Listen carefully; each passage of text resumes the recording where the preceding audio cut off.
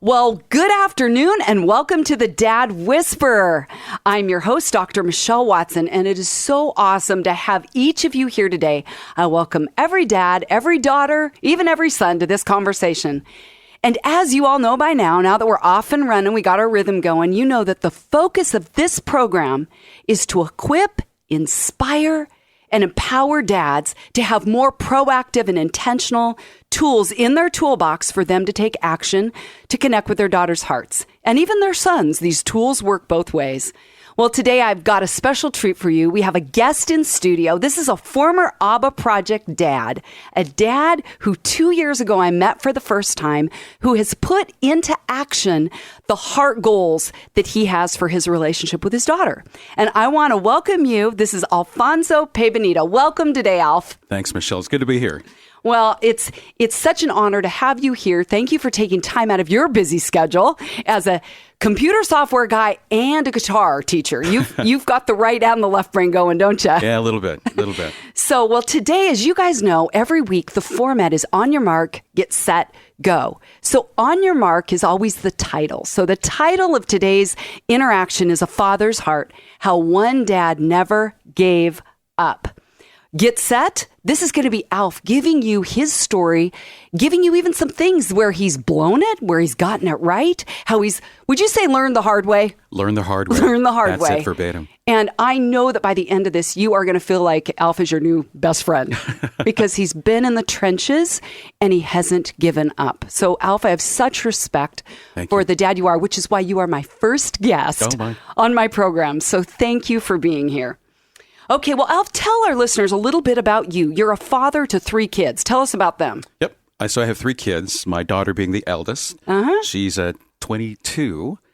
My son, he's a junior in college. He's 20. And then my youngest, Benny, he's a sophomore in high school. Just turned 16. Okay. Milestone. Wow. Yeah. Okay. So hence a few gray hairs with kids at this age. Yeah, you're being kind. So tell us a little bit about how you ended up finding out about the ABBA Project. It was a little bit of a fluke. I remember just watching television as I usually do at the end of the day, and yours truly, Dr. Michelle Watson, came on the line. And it wasn't as if I was looking for something specific, but it was unique. It was something different. I had never seen it before, and I thought, well, gosh, I was up until this point, I had the challenges up and down with my daughter. I thought, well, let's give it a shot. What have I got to lose? Yeah, that's awesome. Yeah, I remember that. KGW did a story a couple years ago for Father's Day, and you contacted me right after that and said, I want to just find out about this. And I think, again, I'm applauding what you did as a dad that said, I'm open to learning, and I'm ready to jump in the deep end, all out of what? Love for my daughter, who was what age at the time? 19 or yes, that's right. Maybe at the time. Right. And so I think a part of this, in case some of you dads are saying, what is the ABBA Project? It's just a group, not just, but it is a group that I lead for dads of daughters between September and May each year to help equip them to put their heart goals into action in pursuing their daughters' hearts. And I just want to have a little caveat here today at the front end and say, I'm not trying to market the group here. That just happens to be how Alf and I met. And dads, you don't have to be a part of my group to do the things that Alf's going to talk about today. Is that right? That's right. That's right. That's exactly right. And yet that is a forum for getting more equipped as a dad, or they can even read my book or do none of that and just listen to our story and your story today. So you wanted to quit, Alf. I remember that after the second group. You remember that? I do. Tell everybody why you wanted to quit. Well, it's listening to all the positive stories that were coming across, genuine positive stories from the fathers. Yeah. And what was it? 12, 15 in the group? I think about 12, okay. Yeah. And I felt so bad because I couldn't tell a positive story. Even talking about it now, I get a little emotional. And I remember driving home and I was literally just crying. I thought, that's it. I can't do this. I literally can't do this. Yeah. And you wrote me and told me that. I did. I remember you sent an email. Couldn't even tell me in person. You said, I don't think I can do the group anymore. Yeah. And what kept you in? What kept you coming back? Yeah. So you have these, or the ABBA Project has these questionnaires up the wazoo, and they're so beneficial. I mean, as you're doing them, you think, oh, not another questionnaire. But I sent it off to my daughter, and excuse me, I was moved. She actually sent something back. Wow. It wasn't complete, But it was a start, wasn't it? It was. And I thought, wow, this is the sort of the sign I was looking for lack of a better explanation. And it was the participation on her part that really said, okay, I'm giving it a go. Yeah. Is it fair to say that prior to that, there had been a real absence of communication and connection? Yeah, that's a fair statement. Yeah. So I think for any dads today that are saying, the bridge is bombed out between me and my daughter, I feel like, well, there it is. That's where it's at. What would you say to those dads, Alf? Yeah, I'd say just keep going. Yeah. You got to have faith and just keep going. Don't give up. Don't give up. Yeah, keep pursuing, because what it sounds like you got was a little light. There was a little light. It was off in the distance, but you got something back when you pursued her heart. So I love that you're honest, that you're real, because I think so often guys are competitive and you're in a group with other guys. Yeah. Again, I use that metaphor of the lineup, right? Yeah. Like guys are ready to run a race and everybody's sizing everybody else up. That's very true. Right? That's and going, very true. How do I compare? And I don't want to come across as what? A failure. That's right. And look like a fool or a failure in front of other men. That's right. What did you discover when you stood with a band of brothers or kind of stood in the lineup and ran? Well, that's hard to answer, because at the time it was challenging to say, what you just said, really just from the standpoint of, okay, am I going to give this a shot and give it a go, or what am I going to do here? And I didn't know these guys at all. Right. So, and even some of the comments they made afterwards or during that one session is, boy, Alf, you're revealing a lot up front. And that was scary. I go, oh gosh, I've said too much. Whereas really, I mean, because, I'm from Venus, you're from Mars. That's right. What that felt like to me, because I was there that night, is that they were actually affirming you. Yes. Weren't they? They were saying, thank you for being the first one to take your mask off and be real, which, let's be honest, isn't always a forte for men. And that's for sure. And I don't say that as a criticism, just more as a reality. That's right. So if you kind of were to look back and say, what did you learn about yourself? Like even this process by hanging in there? And not quitting. Yeah, I'm reminded that phrase, patience is a virtue, right? And I know it sounds like a cliche, but you need to be hopeful, and you need to take your time and give yourself that permission to say, you know what, it's going to take a while. Just be patient with the process. And it sounds too. Let me ask this: was it about saying I don't have to be perfect? Yeah. I just need to go. I just need to hang in there, because my daughter didn't come with a playbook. I always say, but you're going to write one. And so it's a little bit harder when men don't have that in their hands, but it's that you just kept going. So Alf, just looking back, how would you describe yourself as a father looking at the last couple decades? So that's a very good question. I'll tell you, it was throughout these past, 20 years, it's always been, for me, asking questions, always ask questions in terms of my fathering, my parenting capabilities. My actions were always driven by anger and being impatient. But I always asked myself, why am I doing that? And it was really, my rationale was, well, that's the way my parents raised me. And I guess I turned out okay. At least I thought I did. Yeah. So when you look back, obviously you have 2 sons and a daughter. What impact would you say fathering a daughter has had on you personally, in contrast to being a father to 2 sons? Yeah, that's a tough question to answer, because it's really revealing a lot of stuff that I'm not willing to admit, or at least back then I wasn't willing to admit to myself. Namely, that I always considered myself a kind and caring person, and in reality, maybe not so much. And that was the revelation, or admitting to myself that I wasn't, again, as kind and caring as I thought I was. So it sounds, I always say men read lines, women read between lines. So if I'm hearing between your lines, are you saying that being a parent, being a father to a daughter required a different skill set than it did for your sons? Absolutely. And it took you into a place of discomfort? Oh, yeah, it still does. To say the least. It still does.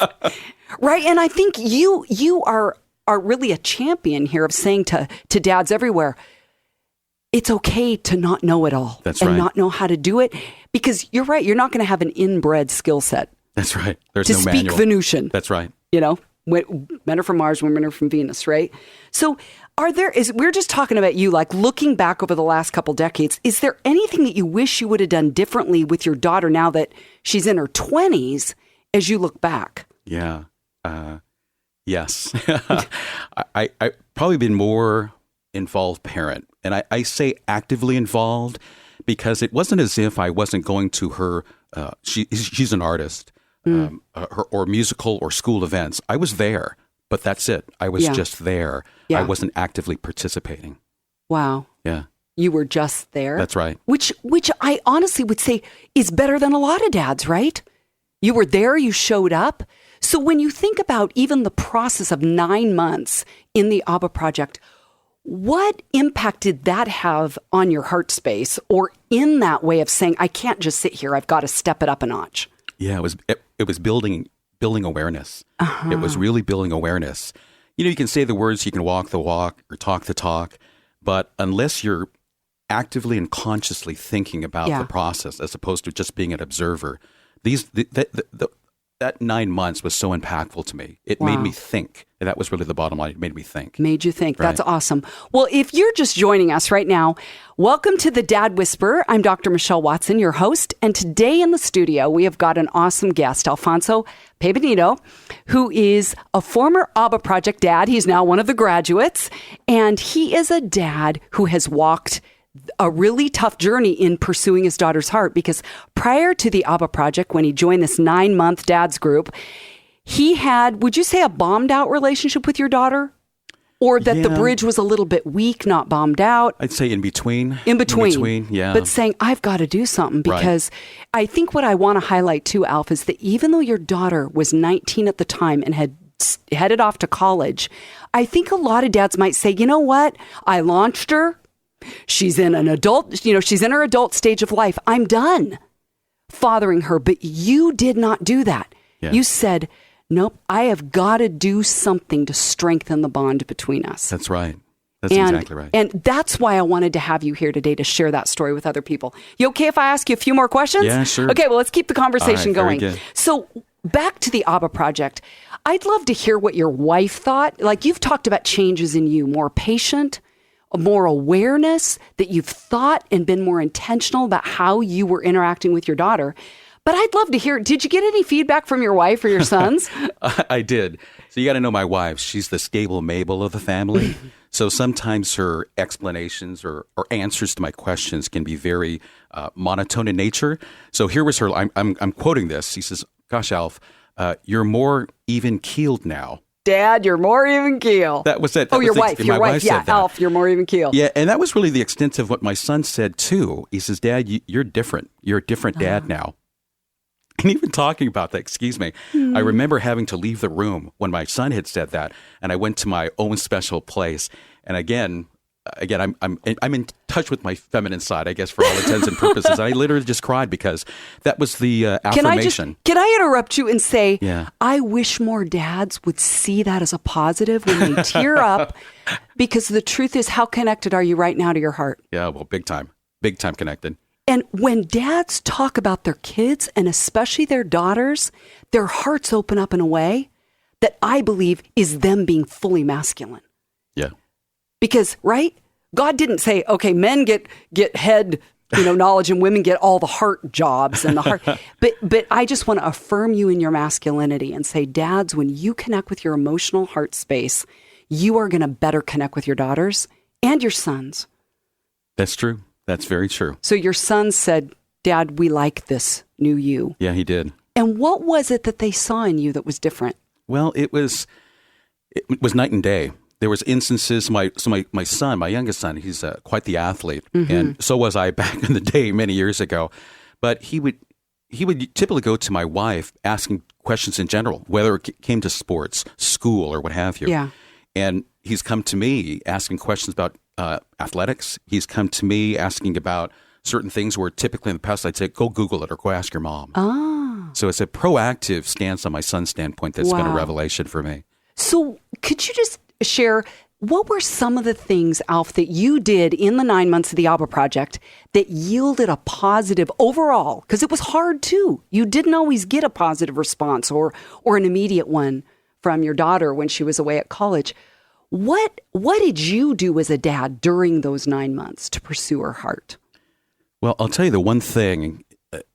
I think we've repeated this off and on, at least during the session, was I literally just let go of my anger. Oh. I literally said, that's it. I made a conscious effort. And don't get me wrong, there's instances where the aggravation and other things, whether this is related to my daughter or my family in general, it's still there. But I've let it go. I literally says, you know what? That's it. I'm done with it.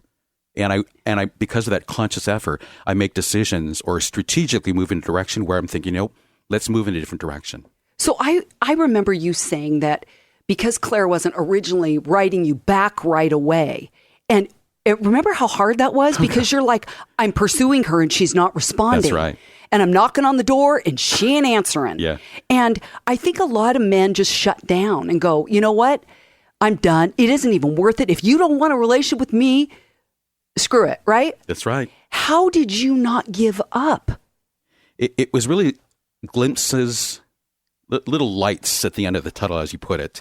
I remember there, again, she would respond. She responded to those questionnaires, and she responded thinking them through. It wasn't if she'd say yes or no in brief sentences. She really thought them through. There was how many questions we have at times? Like 20, 30 plus? And she didn't necessarily answer them all, but the ones she answered, they were well thought out. So, and what did that give you? Oh my gosh, it was a wonderful feeling.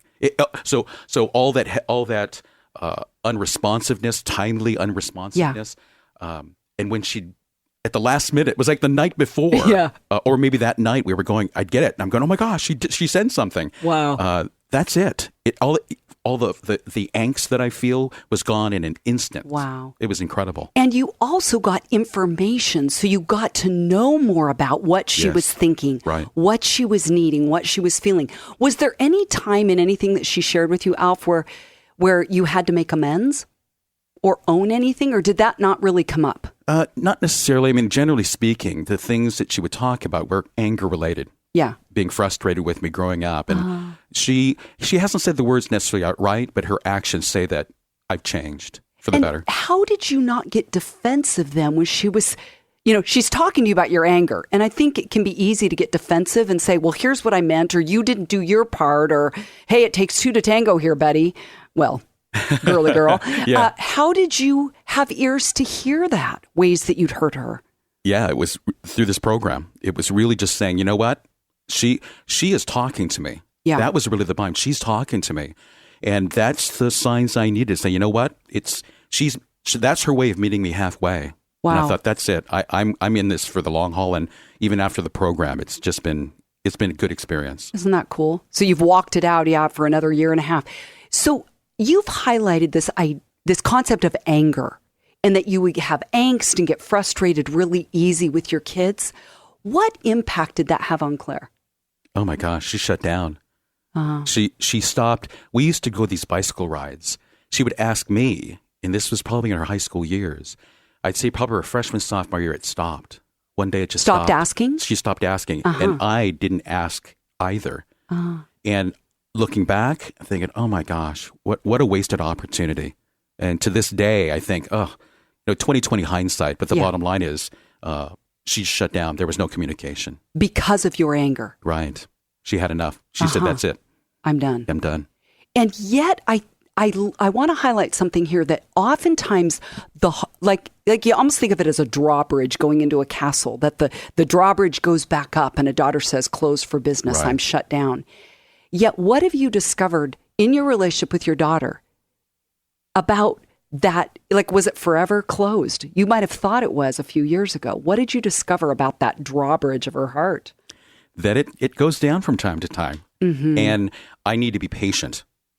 It's never quick enough. It's never enough, and it's never quick enough. But the bottom line, it happens. It may not happen fast enough for me, but it happens. It truly happens. So I remember you sharing a story about even going back to New York where she was going to school and showing up in her world to see where she was living, and she invited you in. You remember that? I do. What do you believe let her, open the door of her heart to you at that point? There's a number of things, but I'll tell you one specific instance was, remember how you told us to write a card? Yeah. Make sure you write it out, and it's got to be genuine. In your handwriting. In your handwriting, right? Don't type it out or do whatever. And I remember going into her apartment, and she was doing some other event or something, and I was laying in her bed.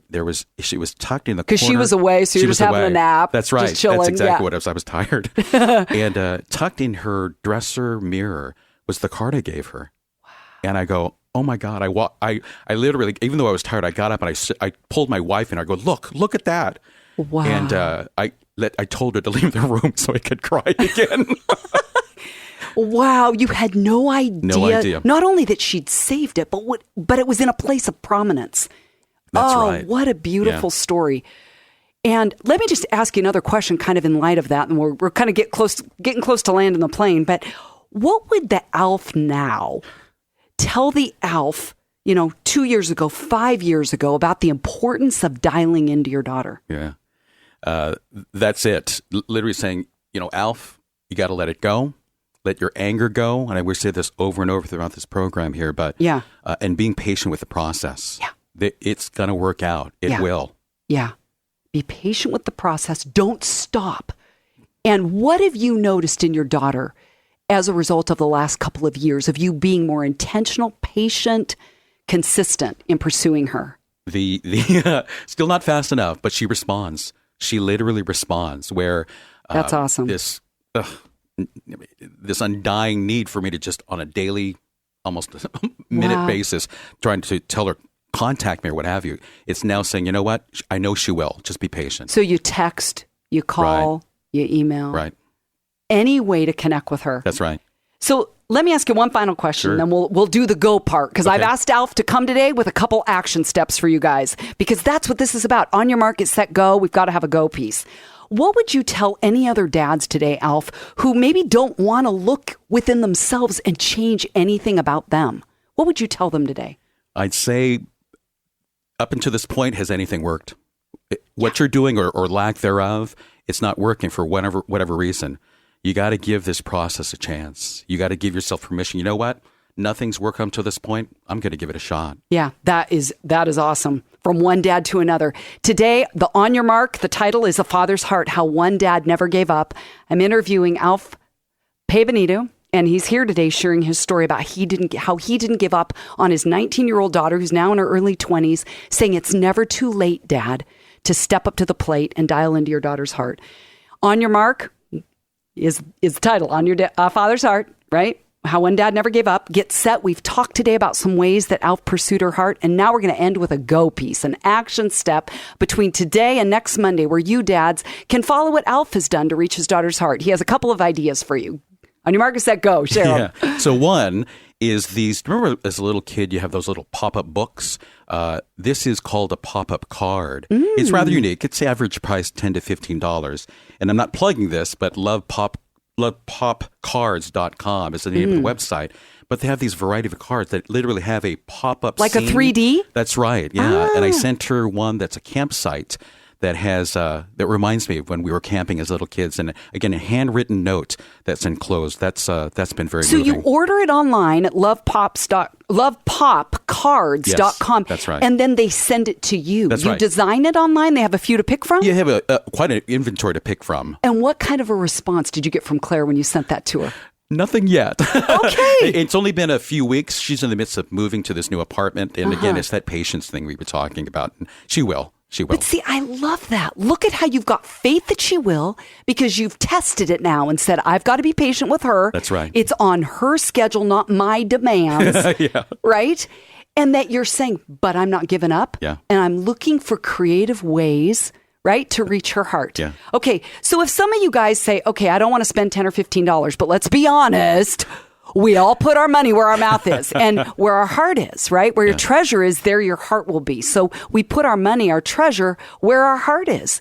So I'm saying, dads, if you got $10 or $15, don't get a couple lattes this week and do a card to your daughter instead. But let me have you give one more idea that you've thought of that's an action step this week that dads could do that maybe doesn't cost anything other than something that's a cost to you. In your heart space, not monetarily. Right. And this was really outside of my comfort zone. I'm not a PDA kind of guy, public display of affection. And at a wedding about a month ago, I reached for my daughter's hand. We were sitting in the reception area, and I just reached for her hand, and she let me do that. And that wasn't something you'd done before? Never, ever. And I held it, not for a long time, but I held it. And we didn't even look at each other. It was just a matter of holding that touch, that power of touch. Yeah. It was incredible. It didn't cost me anything but a nerve.